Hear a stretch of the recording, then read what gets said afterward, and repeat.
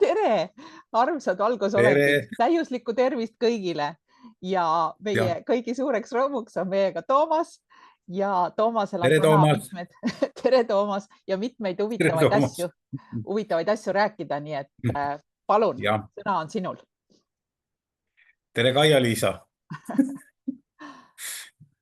Jah, eks töö käigus tuleb igasuguseid huvitavaid asju ette ja üks selline, noh, ma olen käinud ju Matrixit kollitamas ja siis ka, noh, mingisuguseid teisi niisuguseid tavalisi arvuteid seal, näiteks allilmas oli üks päris suur aga jällegi nagu ikka kliendiga lähed kuskile kaugemale mingitel põhjustel ja ma leidsin sealt tohutu suure arvuti. No meie mõistes ütleme, ta võib nii olla või server või kuidas õigem oleks. Aga see oli tõesti niimoodi, et ta oli, tavaliselt nad on kuubikud, aga see ei olnud kuubik, vaid see oli nagu, kuidas öelda, tundus, et ta on nagu juppidest koos. Ja neid juppe nagu läks sinna kuskile, ma ei tea, ma pakun välja mitukümmend kilomeetrit, igatahes noh, nagu inimene näeb ju teatud kaugusele, eks ju. Et igatahes minu silm kaugemale ei võtnud, aga see jutt läks kuhugi sinna. Ja minu meelest praegu see ülekirjutamise, see ikka toimib veel, see on juba nädal on möödas varsti. Ja sellist, jah, ma ei ole näinud, võtsin siis oma jumaliku tahtega mõlemast otsast pani põlema nii-öelda. Ja küsisin, et kaua läheb, noh, 3 nädalat umbes. Kui kärssab, eks ju, ajab tossu kosmosesse. No siis ma tegin ta pooleks, siis ma tegin veel pooleks ja ühesõnaga jupitasin nii palju kui võimalik on, aga jah, vaatepilt oli väga võimas muidugi ja ma mõtlen praegu selle peale nagu tagasi minnes, et kui suur see külje pikkus oli. Noh, ta oli muidugi selline, jah, selline nagu toru, eks ju, neljakandiline. Aga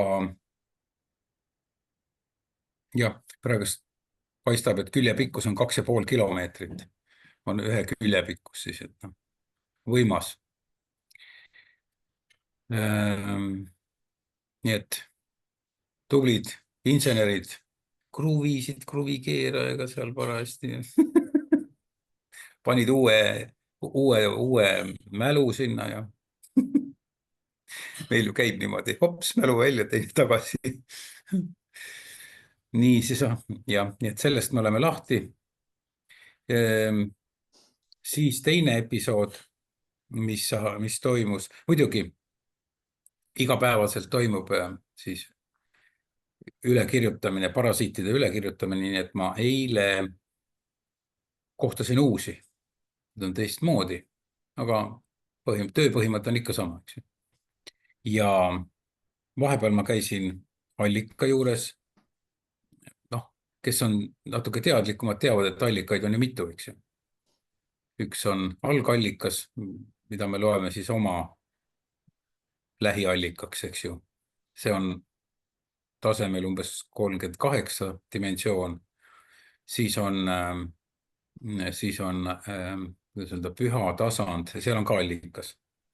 Püha tasand on 48 dimensiooni, siis on meie galaktiline allikas, mille tase on siis 70 dimensioon. Ja käisin siis seal 70 juures ja uurisin, et noh, seda ma panen allika energia tasemele parasiitidele.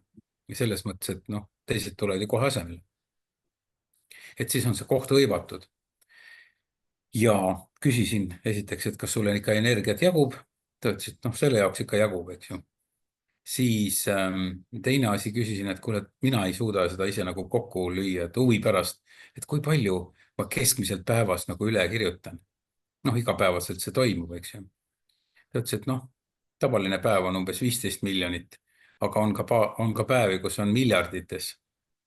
Ehk siis tähendab seda, et kuna neid ikka veel jagub, siis ei jõua enne pensionit kõiki üle kirjutada. Ilmselt ma ei tea seda. Aga mingi osa jah vist sai otsa, nii et hakkasid tulema natukene teistmoodi elukad. Siiamaani olid siuksed humanoidid, pruunikat värvi erinevat, neid oli seal, ma ei tea, mitu erinevat sorti neid oli ja mingid alamsordid ja nii edasi, nii et sobis. Ja aga nüüd jah, tulid uued, et ma ei tea, kas on kõik otsa saanud, tulevadki uued. Et ikkagi jah, mõte kõigi likvideerimisest korraga ei ole mind maha jätnud. See on samamoodi nagu see nali, kus Puhh istus puu all ja ütles, et seal juures oli kiri, et Puhh ei olnud huvitatud abiellumisest, kuid mõte mesinädalatest ei jätnud teda kuidagi rahule. Just. Mul on ka mõte kõigi korraga hävitamisest ei jäta kuidagi rahule. Jah, nii see on. Siis oli veel üks niisugune tore episood minu jaoks, kus ma kohtusin surmaga.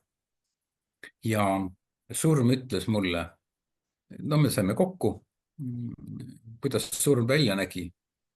Humanoid, 2 jalga, 2 kätt nagu meie, aga nägu ei ole. Ja tal on nagu, ma ei saa öelda, et tal on mingi kapuuts on peas, ühesõnaga pea on umbes nagu minul, aga tume selline, tume riietus oli. Mitte must, aga tume selline. Ja siis ma rääkisin temaga natukene juttu, ta ütles, et ära puudu, see ei ole sinu jaoks. See on okei. Et aga siis mul tärkas mõte, kus on mul üks inimene, keda kogu aeg rünnatakse. Ja noh, eks ma muidugi annan endast parima nagu alati. Aga noh, see ründamine toimub igapäevaselt. Ja siis ma ütlesin sellele surmale, et kuule, et aga ma tahaks rääkida sinu ülemusega. Noh, selles mõttes organisatsioon peab olema ju tohutu.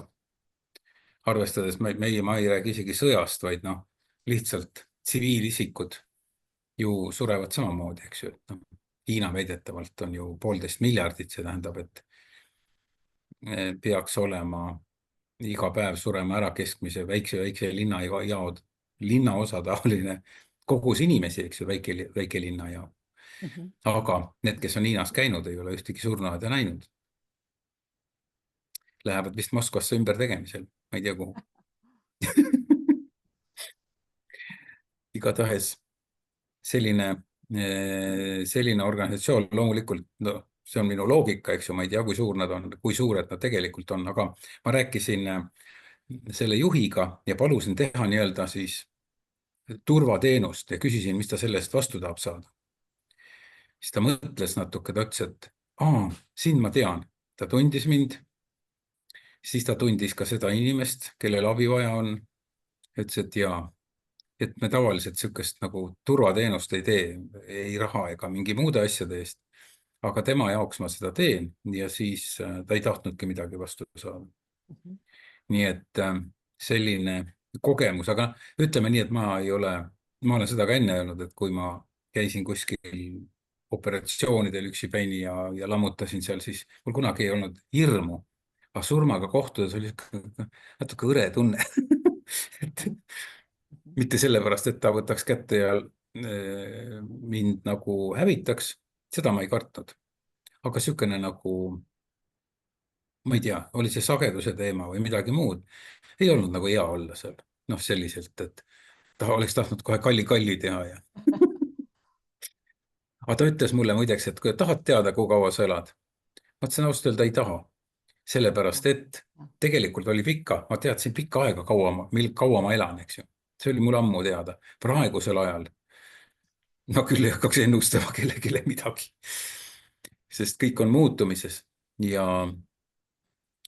sellepärast ma ei hakanud ka tema käest küsima seda aega. Sellepärast, et pärast on niisugune piinlik olukord, võib-olla saame teinekord veel kokku, eks ju.